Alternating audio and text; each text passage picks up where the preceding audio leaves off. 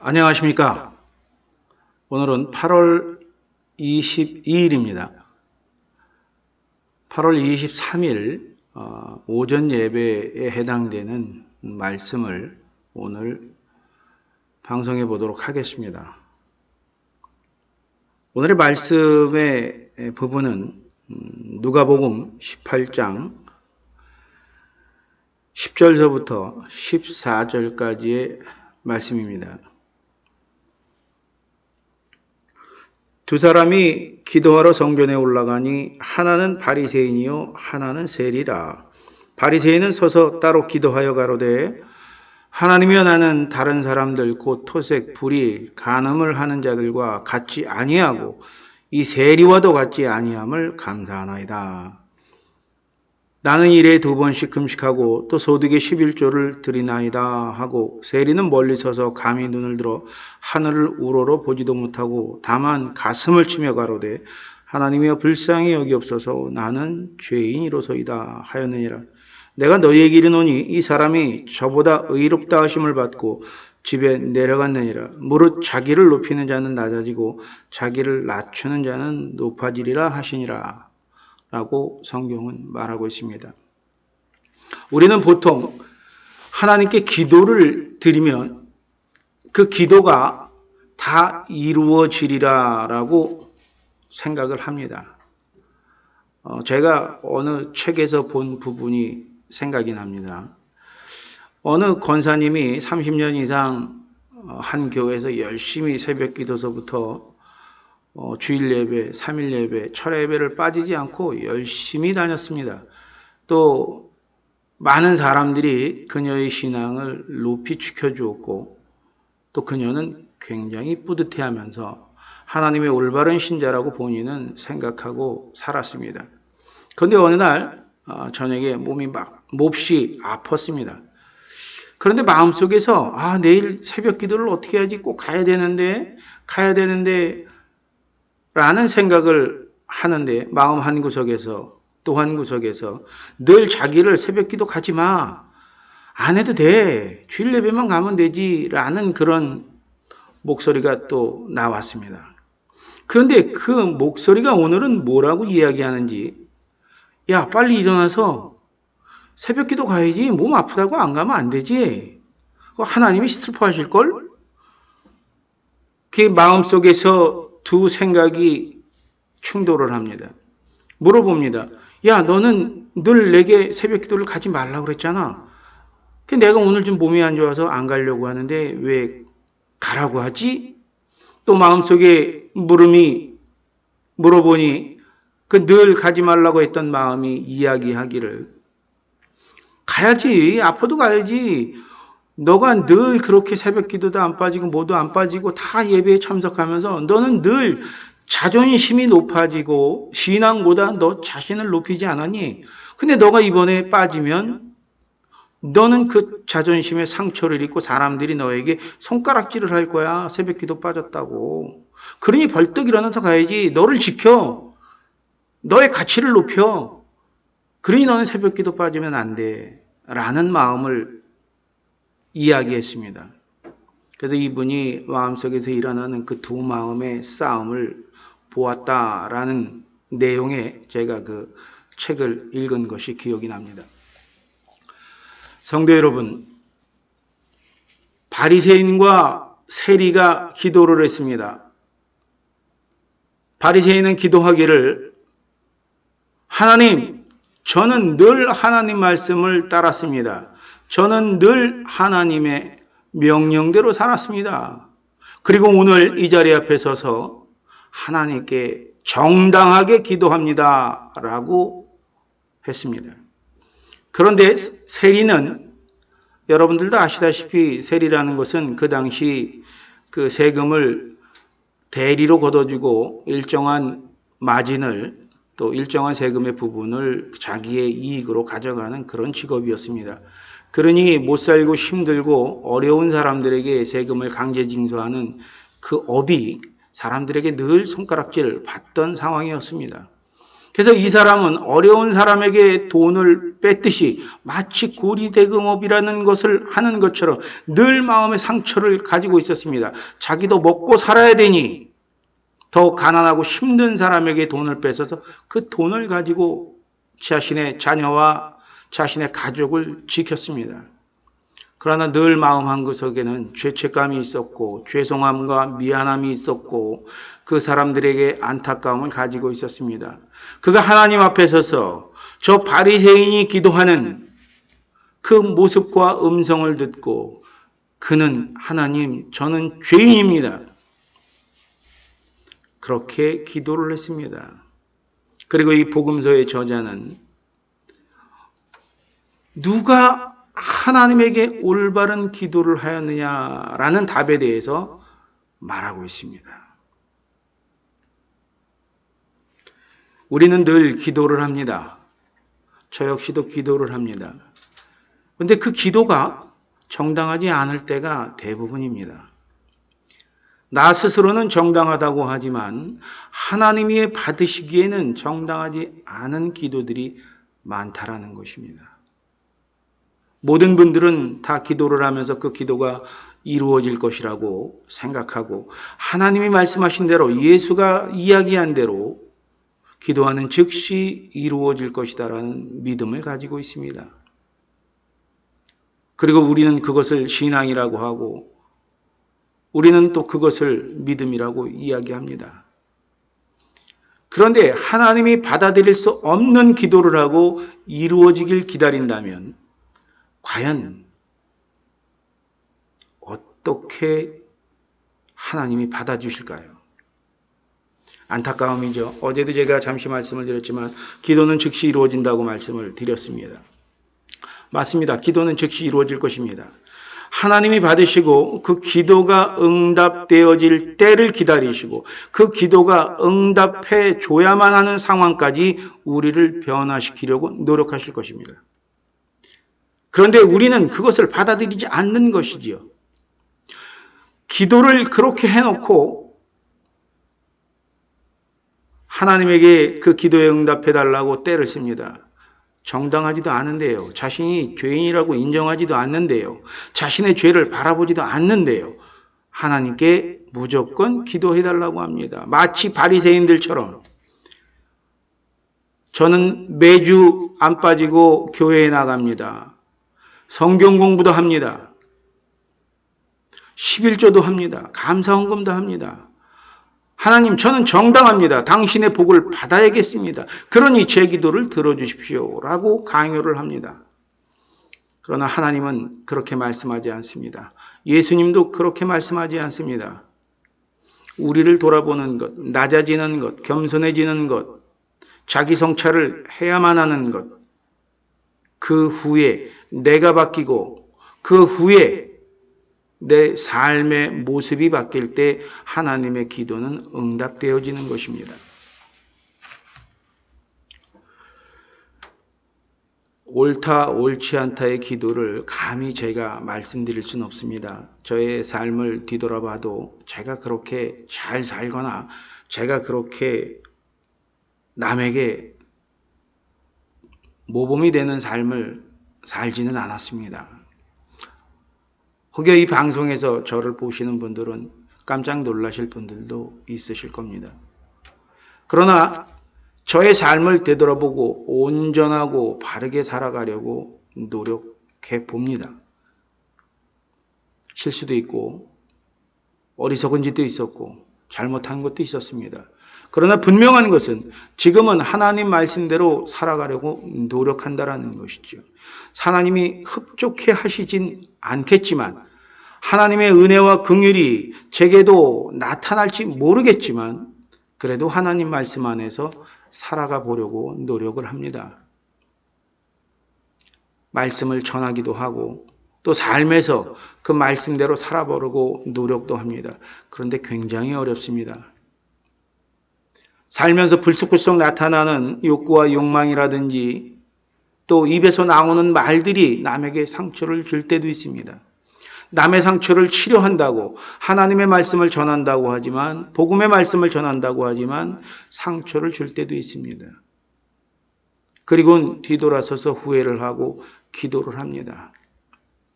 하나님 잘못했습니다. 용서해 주십시오. 그러나 제 본 모습이라든지 다음번에 또 그런 행동이나 말들이 안 나오진 않을 겁니다. 여러분들도 마찬가지일 것입니다. 그러나 제가 10번을 했다면 다음번엔 9번을 할 겁니다. 그리고는 또 7번을 할 겁니다. 6번을 할 겁니다. 언젠가는 하나도 안 오는 날들이 있겠지요. 그 믿음을 가지고 합니다. 내가 변화되는 곳, 세리가 기도했듯이 그 세리는 집으로 내려가서 다음 날에 또 세금을 거대한 사람들의 목록을 봤을 수도 있습니다. 그리고 하나님께 기도한 대로 자기가 죄인이었다라는 것, 내일은 좀 덜 폭력적이거나 좀 덜 사람들에게 좋게 이야기해서 세금을 걷어야 되겠다라고 생각을 했을 것입니다. 후회하는 삶이 결코 나쁜 것이 아닙니다. 후회하는 삶이 결코 잘못된 것이 아닙니다. 후회를 해봐야 다음번의 인생을 후회하지 않을 수 있기 때문입니다. 바로 회개인 것이죠. 여러분은 기도를 하시면 하나님께 나의 상황을 말씀드린다고 생각하실지도 모릅니다. 그러나 저는 좀 다르게 보기도 합니다. 기도를 한다라는 것은 그 기도하는 시간 내에 내가 어떻게 지금까지 살아왔는지 그것을 들춰보는 시간이기도 합니다. 그 묵상 속에서 그 기도함, 조용함, 그 안에서 내가 어떻게 남에게 상처를 줬는지 기억하지 못하는 것들 또는 은연중에 해버린 것들 그것을 생각나게 하시는 거죠. 그리고 후회를 하게 합니다. 회개를 하게 합니다. 그리고 다음번에는 그 행동을 하지 않게 하는 것이죠. 성령의 역사가 여러분 그렇게 어마어마하게 나타나지는 않을 겁니다. 그러나 분명한 것은 성령의 역사가 나타난다는 거예요. 하나님의 말씀이 우리 기억을 끄집어내서 회개하고 그 회개가 눈물이 하나님께 다가간다면 우리의 삶의 모습은 점점 변화되어 가는 것입니다. 요사이 일어나는 전염병 때문에 많은 분들이 힘들어 하시고 또 그 바이러스에 감염된 분들은 격리 치료를 받기도 하고 사람들은 두려워합니다. 맞습니다. 치사율도 있고 사람이 고통 속에서 있을 수도 있습니다. 그러나 분명한 것은 여러분 그 바이러스를 우린 이겨낼 수 있다라는 것입니다. 우리에겐 믿음이 있습니다. 또 실험 정신이 있습니다. 성실함이 있습니다. 과학이 있습니다. 인류사에서 엄청난 재난들과 엄청난 전염병들이 돌았습니다. 그러나 다 이겨냈습니다. 하나님께서 우리에게 지혜를 허락하셨기 때문인 것이죠. 역시 우리는 이번에도 이겨낼 것입니다. 여러분 용기를 잃지 마십시오. 그리고 늘 기도하면서 내가 어떻게 살아나가야 옳은 것인지 생각해 보십시오. 저는 정치 얘기나 사회 전반의 얘기는 될 수 있으면 하지 않을 것입니다. 그러나 분명한 것은 신앙인이 가져야 될, 신앙인이 지켜야 될 덕목은 있다라는 것입니다. 저는 가끔 이야기합니다. 성도의 권리는 잘 살아야 하는 것입니다. 성도의 의무는 축복받는 것입니다. 권리와 의무는 우리가 행복하고 남들에게 모범이 되어야 한다는 것입니다. 교회가 욕을 먹고 성도들이 욕을 먹는 이유는 단 하나인 것입니다. 말씀을 그렇게 배우고 그 말씀대로 살아가지 않기 때문에 교회가 욕을 먹고 성도가 욕을 먹습니다. 그리고 교회 간에도 우리 교회가 크고 니네 교회는 작기 때문에 우리 교회가 하나님께 은혜 받은 교회다라고 무시하거나 또는 부러워하는 경향도 있습니다. 하나님은 어디서나 거하신다고 말씀하십니다. 예수님께서도 기도하는 집이라고, 하나님이 거하시는 곳이라고 분명히 말씀하고 있습니다. 작고 크고 신앙이 모태신앙이든 30년 신앙이든 1년 신앙이든 무슨 상관이 있습니까? 올바른 믿음이 중요한 것입니다. 올바른 성실함이 중요한 것입니다. 먼저 된 자 나중되고 나중된 자 먼저 된다고도 복음은 말하고 있습니다. 무엇이 우선인지를 생각을 하셔야 됩니다. 여러분 기도하실 때 어떻게 기도하십니까? 바리새인처럼 정당하게 기도하십니까? 세리처럼 후회나 죄책감으로 기도를 하십니까? 자존감을 높이거나 가치관을 높이 갖는 건 좋습니다. 그러나 하나님 앞에서는 그게 통용되지 않는다라는 것이죠. 이 힘든 시기, 특히나 예배를 비대면으로 할 수밖에 없는 이 시기에 부족한 제가, 또 작은 교회 목사인 제가 감히 영상을 통해서 여러분들에게 복음의 말씀을 전합니다. 저 역시도 후회되는 삶을 살고 저 역시도 미래에 대해서 그렇게 희망적이지도 않습니다. 그러나 분명한 것은 내가 심은 대로 걷는다라는 것, 내가 한 대로 받는다라는 것은 알고 있습니다. 그것은 사회적 법칙이 아닌 자연의 법칙입니다. 그 자연의 법칙은 하나님이 창조의 순간 같이 만들어 놓은 것입니다. 왜 그것을 거부할까요? 왜 그것을 모른 척할까요? 왜 그것에 대해서 우리는 외면하면서 왜 우리는 그것에 대해서 신경을 쓰지 않는 걸까요? 왜 우리는 기도만 하면 다 이루어진다라는 그 말씀 한 끝자락만 붙잡고 삶을 살아가려고 노력할까요? 여러분의 모습이 하나님 앞에 죄인의 모습으로 비치고 후회하는 모습은 하나님이 가장 아름답게 보시는 순간입니다. 예수 그리스도가 우리에게 전한 하나님의 심정이 바로 그것인 것입니다. 구약 성경에 보면 그런 말들이 많이 있습니다. 너희가 나를 잘 모른다라고 하는 말씀이 있습니다. 선지자의 입을 통해서 하나님이 말씀하셨습니다. 나는 너희가 죄에서 빠져나오는 것을 즐겨하는 하나님이다. 나는 너희를 죽이는 것을 즐겨하는 하나님이 아니다라고 분명히 말씀하고 계십니다. 맞습니다. 여러분 삶이 힘들고 고단하실 것입니다. 어렵고 고통 속에 있습니다.